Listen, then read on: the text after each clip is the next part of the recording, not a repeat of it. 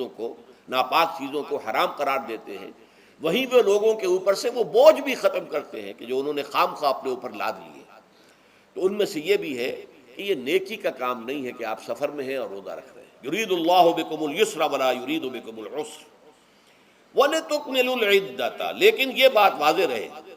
کہ اب تمہارے لیے تعداد کو پورا کرنا لازم ہے، یہ نہیں ہے کہ آپ اس کی جگہ پر فدیہ دے دیں تو بات پوری ہو جائے گی، نہیں۔ روزے کی تعداد آپ کے رمضان میں 2 روزے 3 روزے چھوٹ گئے بیماری کی وجہ سے، ٹھیک ہے، لیکن دوسرے دنوں میں اس کی قضا دینی لازم ہے۔ وہ روزے رکھنے جو ہے آپ پر لازم ہے، ان کا کوئی بدل جو ہے وہ فدیہ نہیں ہو سکتا۔ البتہ یہ نوٹ کر لیجئے، یہ حکمت نبوی ہے کہ یہاں اگرچہ وہ فدیے کا حکم جو ہے گویا کہ بظاہر قرآن مجید کے الفاظ سے محسوس ہوتا ہے کہ مطلقاً منسوخ ہو گیا، لیکن حضور نے اس کو خاص حالتوں میں باقی رکھا ہے۔ کوئی شخص اتنا بوڑھا ہو چکا ہے یا خاتون اتنی بوڑھی ہو چکی ہے کہ دن بھر کا فاقہ جو ہے اس میں اندیشہ ہے کہ کہیں ہلاک نہ ہو جائے، کوئی مریض ہے، مرد ہے یا عورت ہے، وہ ڈائبٹیز کی مریضہ ہے، اس کو وہ شوگر کا مرض ہے اور وہ اس کو برداشت نہیں کر سکتی، شوگر لیول بہت نیچے ہو جائے تو موت واقع ہو سکتی ہے۔ کوئی ایسا مریض ہے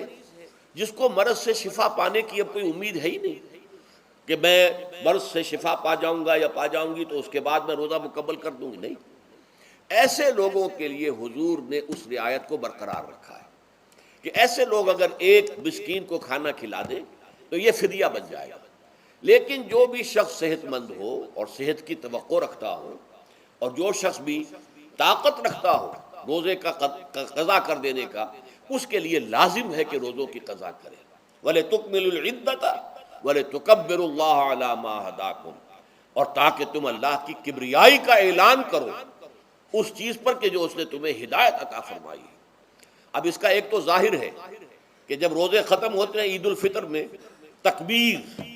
اضافی تکبیرات کے ساتھ 2 رکعتیں ہیں جو ہم ادا کرتے ہیں۔ احناف کے نزدیک 6 اضافی تکبیرات ہیں اور اہل حدیث کے نزدیک 12 ہیں، لیکن تکبیرات ہیں اضافی۔ اور یہ کہ جاتے ہوئے اور آتے ہوئے عید کے لیے آپ جا رہے ہیں تو تکبیرات پڑھتے ہوئے جائیے، واپس آ رہے ہیں تکبیر پڑھتے ہوئے آئیے، اور یہ بھی کہ جاتے ہوئے راستہ کوئی اور، آتے ہوئے راستہ کوئی اور اختیار کیجئے تاکہ پورا شہر پوری بستی جو ہے تکبیر کی آواز سے گونج جائے۔ یہ ظاہر ہے۔ باطن اس کا کیا ہوگا؟ اللہ کی کبریائی کا اعلان کرو، اللہ کی کبریائی کو نافذ کرنے کی کوشش کرو۔ جب اللہ نے تمہیں ہدایت دے دی ہے، تمہیں اپنے دین حق سے نواز دیا ہے، اب تمہارا فرض ہے کہ اس کو قائم کرو، اس کے لیے جد و جہد کرو، اس کے لیے تن من دھن لگاؤ، اس کے لیے جان اور مال سے جہاد کرو۔ وَلِتُكَبِّرُوا اللَّهَ عَلَى مَا هَدَاكُمْ وَلَعَلَّكُمْ تَشْكُرُونَ، اور تاکہ تم واقعتاً شکر کرو۔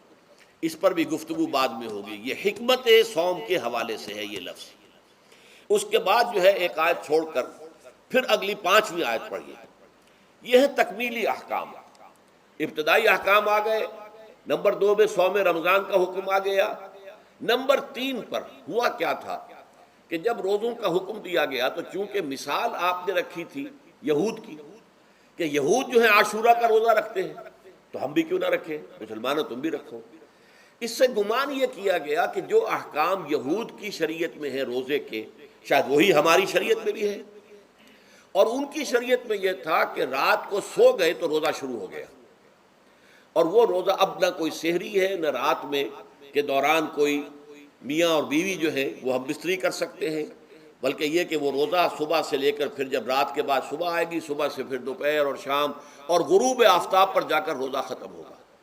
گویا کہ کم و بیش 20 گھنٹے کا روزہ یا 21 گھنٹے کا روزہ، کیونکہ اگر غروب آفتاب کے 3 گھنٹے بعد آدمی سو گیا تو وہاں سے جو روزہ شروع ہوا ہے تو غروب آفتاب پر اگلے روز جو ہے وہ ختم ہوگا، تو ہو جائے گا 20-21 گھنٹے کا روزہ۔ یہ روزے کا حکم لوگوں نے سمجھا، اس کی صراحت کوئی نہیں تھی، لیکن لوگ جو ہیں چونکہ صراحت منفی بھی نہیں تھی مثبت بھی نہیں تھی، لہذا وہ رات کے وقت میں جب دن ہوتے تھے روزوں کے، ان کی راتوں میں وہ اپنی جو بھی ایک طبعی ضرورت ہے جو ہم بستری ہے میاں اور بیوی کی، شوہر اور بیوی کی، وہ کر گزرتے تھے۔ جذبات کے اندر جو بھی اس وقت ان کی احتیاج ہوئی، دل میں کھٹک رہتی تھی کہ پتہ نہیں ہم نے یہ صحیح کام کیا نہیں کیا، غلط کیا، تو اس سے یہ کہ ظاہر بات ہے کہ پھر قرآن مجید اسے قرار دے رہا ہے اپنے آپ سے خیانت کرنا۔ جب انسان اپنے ضمیر کے خلاف کوئی بات کر رہا ہو تو چاہے وہ بات صحیح ہے لیکن وہ اسے گناہ سمجھ کے کر رہا ہے تو اس نے تو گناہ کیا، وہ اپنے آپ سے تو خیانت کر رہا ہے۔ ایک شخص ہے وہ بکری کا گوشت کھا رہا ہے لیکن سمجھتا یہ کہ یہ سور کا گوشت ہے، تو اس نے تو سور ہی کا کھایا نا، اس نے بکری کا تو نہیں کھایا، لیکن اس نے سمجھا یہ کہ یہ سور کا گوشت اور کھا رہا ہے۔ تو اس حوالے سے ایک دغدغہ سا دل میں رہتا تھا، پریشانی۔ تو اب جو یہ 5ویں آیت ہے، طویل ترین آیت ہے اس سلسلے کی، اس میں روزے کے تکمیلی احکام آ گئے جو ابدی ہیں، آج تک قائم ہیں اور قیامت تک قائم رہیں گے۔ فرمایا احل لکم لیلۃ الصیام الرفث الی نسائکم، اے مسلمانوں روزے کی راتوں میں تمہارے لیے حلال کر دیا گیا ہے اپنی بیویوں سے اپنی خواہش کا پورا کرنا۔ رفث الی نسائکم ہن لباس لکم وانتم لباس لہن، وہ تمہارے لیے بمنزلہ لباس ہیں، جیسے لباس کے اور انسان کے بدن کے درمیان کوئی حجاب نہیں ہوتا، ایسے ہی شوہر اور بیوی کے درمیان بھی کوئی حجاب نہیں رہتا۔ ہن لباس لکم وانتم لباس لہن، اور ویسے بھی ایک معنی میں کہ جیسے لباس آپ کو گرمی کی شدت سے بچاتا ہے، ورنہ ہو سکتا ہے کہ تیز دھوپ جو ہے جو عرب میں ہوتی تھی وہ تو آپ کی کھالوں کو جلا دے، تو یہ حفاظت کا ایک ذریعہ بھی ہے۔ اسی طریقے سے شوہر کے لیے بیوی اپنی عفت و عصمت کو برقرار رکھنے کے لیے ایک ذریعہ ہے کہ کہیں حرام میں منہ نہ مارے، بیوی موجود ہے، حلال ذریعے سے اپنی خواہش پوری کرے۔ اور بیوی کے لیے شوہر اسی طریقے سے ایک ڈھال بن جاتا ہے کہ اسے خام خواہ ادھر ادھر دیکھنے کا کوئی خیال بھی کبھی نہ آئے، اس کی جو بھی نفسانی خواہش ہے اس کی شوہر پورا کر رہا ہے۔ تو اس اعتبار سے بھی ہن لباس لکم وانتم لباس لہن۔ علم اللہ انکم کنتم تختانون انفسکم، اللہ کے علم میں ہے کہ تم اپنے آپ سے خیانت کر رہے تھے۔ اس کی وضاحت میں پہلے کر چکا ہوں کہ دل میں یہ دغدغہ تھا کہ یہ حرام کام اور کر رہے ہیں، یہ گویا کہ اپنے آپ سے خیانت، اللہ سے بغاوت نہیں تھی۔ کیوں کہ اللہ تعالیٰ کی طرف سے تو حکم تمہیں معلوم تھا ہی نہیں ابھی، آیا اس کی اجازت ہے یا نہیں ہے، لیکن اپنے آپ سے تو خیانت کر رہے ہو نا، تم یہ سمجھ رہے تھے کہ یہ نہیں ہونا چاہیے، یہ گویا کہ ممنوع ہے اور کر رہے تھے، تو اس کو کہا کہ تم اپنے آپ سے خیانت کر رہے تھے۔ علم اللہ انکم کنتم تختانون انفسکم فتاب علیکم، تو اللہ نے تم پر اپنی رحمت اور مغفرت کے ساتھ توجہ فرمائی، یعنی جو کچھ اب تک ہو چکا ہے اسے اللہ نے معاف کر دیا،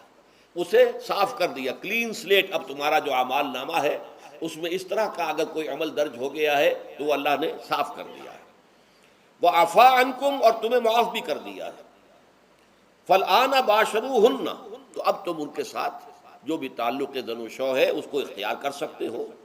فالآن باشروہن وابتغوا ما کتب اللہ لکم، اور حاصل کرو وہ کچھ جو کچھ اللہ نے تمہارے لیے لکھ دیا ہے۔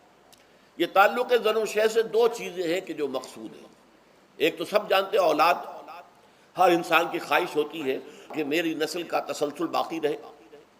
لیکن نمبر دو ایک شے اور ہے، قرآن مجید میں بیان کیا گیا، بلے تسکنوا الیہا، اس میں ایک سکون ہے، اس میں جو بھی ہے، جو بھی عمل ہے مباشرت کا، اس میں ایک اعصابی طور پر سکون کی کیفیت انسان کو حاصل ہوتی ہے، تو یہ بھی مطلوب و مقصود ہے۔ تو ما کتب اللہ لکم، تمہارے لیے اللہ نے اس میں ایک تو اولاد کا معاملہ رکھ دیا ہے اور ایک تمہارے لیے سکون کا، لتسکنوا الیہا، تاکہ تم ان کی طرف توجہ کر کے سکون حاصل کرو۔ فالآن باشروہن وابتغوا ما کتب اللہ لکم وکلوا واشربوا، اب سحری کا حکم آ گیا، وکلوا واشربوا حتی یتبین لکم الخیط الابیض من الخیط الاسود من الفجر، اور کھاتے رہو اور پیتے رہو یہاں تک کہ تمہارے لیے فجر کے وقت کے اعتبار سے سفید ڈوری سیاہ ڈوری سے بالکل علیحدہ ہو جائے۔ اصل میں اس کو بعض صحابہ نے تو سمجھا کہ یہ لغوی معنی اس کے لیے کہ آپ اپنے تکیے میں ایک سفید دھاگا رکھ لیا اور ایک کالا رکھ لیا، اور دیکھتے رہتے تھے جب یہ سفید اور کالا علیحدہ علیحدہ نظر آنے لگے تو پھر روزے کا رکھنے کا وقت شروع ہو چکا اور اب کھانا پینا بند کر دیا جائے۔ فرمایا گیا یہ مراد نہیں ہے، یہ جب پاؤں پھٹتی ہے تو اس کے اندر ایک سفید سی لکیر جو ہے افق کے اوپر آتی ہے، یہ ہے مراد، کہ وہ جو سفید لکیر ہے وہ ظاہر ہو جائے اور وہ رات کے اختتام کا گویا کہ ایک اعلان اور علم بن جائے۔